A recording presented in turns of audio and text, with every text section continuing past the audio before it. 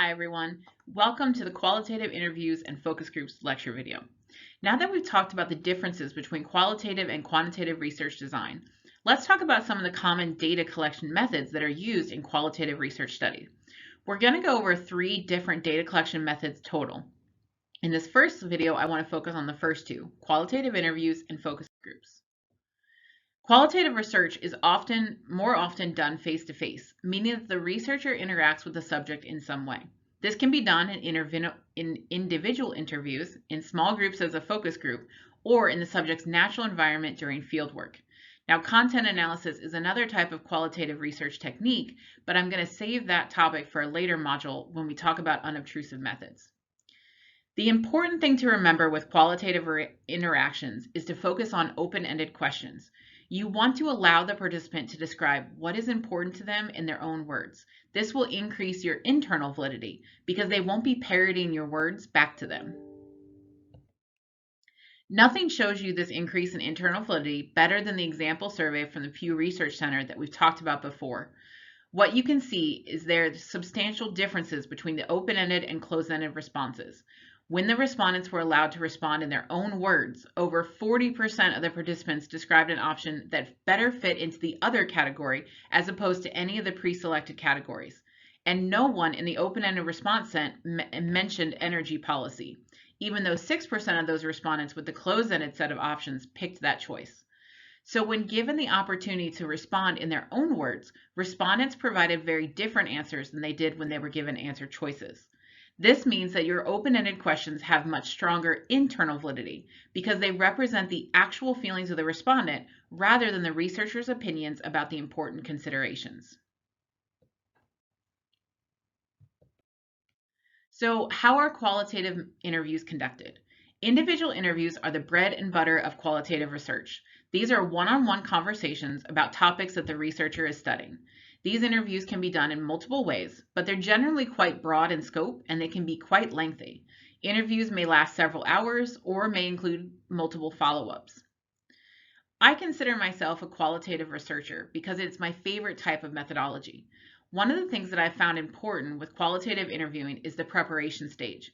It's important to consider the goals of the interview and develop a set of questions and potential follow-up probes.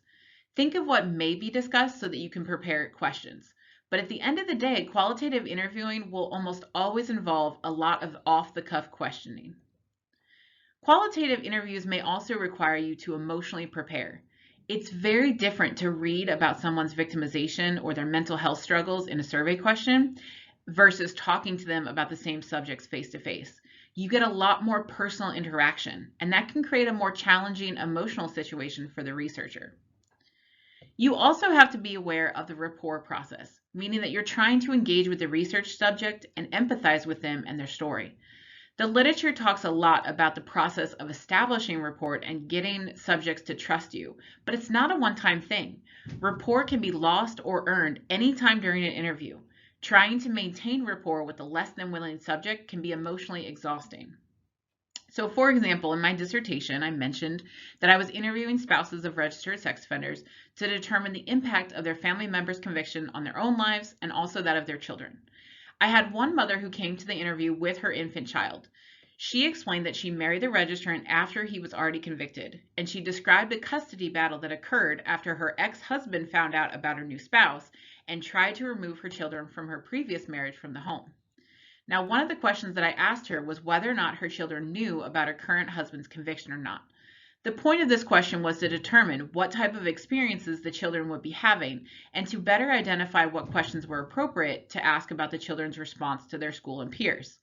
However, it was clear that she took my question as criticism and she immediately shut down.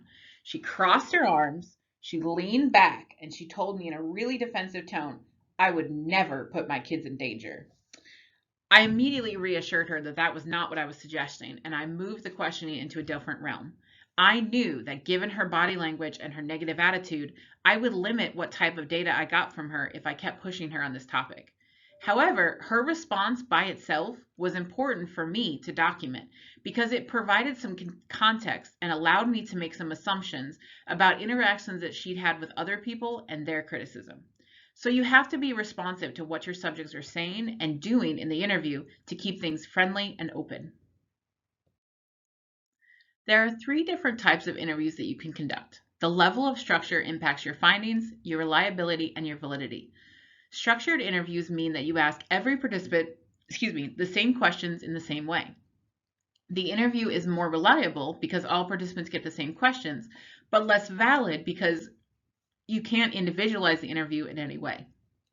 Semi-structured interviews mean you ask every participant a list of the same questions, but you add follow-up and probing questions as needed based on their answers.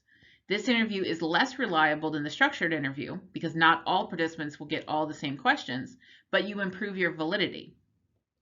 Finally, unstructured interviews mean that you individualize all the questions for each participant. The internal validity of unstructured interviews is high because you are getting the respondent's own words. At the same time, reliability suffers because every interview is unique and cannot easily be replicated to provide the same information. The best way to think of the reliability and validity issues with interview formats is shown here. As you increase the structure, reliability improves. However, as reliability improves, validity decreases. If you reduce the structure to increase validity, then if you reduce the structure to increase validity, then the reliability decreases. So the ultimate choice of interview format depends on the research purpose and your emphasis on either reliability or validity. So I'm a very visual person, so I find a graphic that differentiates the interview focus to be really helpful. The structured interview is the same for every participant. So if you think of this interview visually, this type of interview would be a straight line. The semi-structured interview would be less consistent, but because everyone gets asked the same list of questions, it'll still be pretty linearly focused. However, because semi-structured interviews use probing and follow-up questions as needed, they can move off the main focus momentarily. And this is how I describe the interview: straight with a few tangents that are quickly drawn back to the interview focus. And then you have the unstructured interview, which has no specific focus besides the very first question. The entire interview is shaped based on what the subject says and what they want to talk about, and there's no set agenda for completion like there is in the more structured interview formats. Now, focus groups are a special type of qualitative interview where you interview multiple people at the same time. The advantage is that multiple interviews are all done at once, so that limits the researcher time. Sometimes you can get better answers too, since having a group of people will bolster confidence and help respondents say things that they might not necessarily say one-on-one. A major concern about focus groups is the limit on confidentiality. You can tell everyone to keep what is said in the focus group confidential, but you can't guarantee it in the same way that you can with one-on-one interviews. Sensitive or stigmatized topics may also be more difficult to research using focus groups because people may feel less comfortable outing themselves to others. Now, focus groups are a common part of mixed methodology, meaning that they're done in conjunction with quantitative analysis. Oftentimes, focus groups are used before quantitative data is collected. The focus groups help the researcher with the operationalization of the concepts, and they can serve as a trial run for the survey instrument. Focus groups can also be done at the end of a quantitative research project to help the researchers clarify why certain things were found. It also provides the subjects a chance to provide their own meaning or the explanation for the researcher's findings.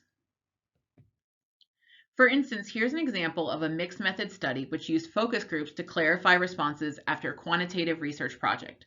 The study itself was on bullying and victimization, and focus groups were conducted with students as well as teachers after a quantitative self-report study was conducted. The authors wrote that, quote, "We employed a triangulation mixed methods design, utilizing both survey data and qualitative findings from focus groups collected as part of a large-scale 3-year bullying prevention initiative in the state of Colorado. The reason for collecting both quantitative and qualitative data was to corroborate and expand quantitative results with qualitative findings that incorporate the youth's own understanding of bullying and victimization as it unfolds within the youth culture," end quote. So the focus groups were designed to corroborate and expand on what they found numerically by asking for more detailed information from the research participant. The researchers noted that the focus groups discovered several reasons for bullying that they had not considered themselves during operationalization, so they weren't included in the original survey. For instance, they found that students reported bullying being fun, even if it resulted in serious fighting. For many of the respondents, bullying was a form of entertainment used to make the day more interesting. This type of finding suggests that future research that examines bullying motivations need to address this entertainment motivation when they create their quantitative instruments. In the discussion section of their paper, the authors encouraged future researchers to include an entertainment motivator when examining bullying behavior in school-age kids.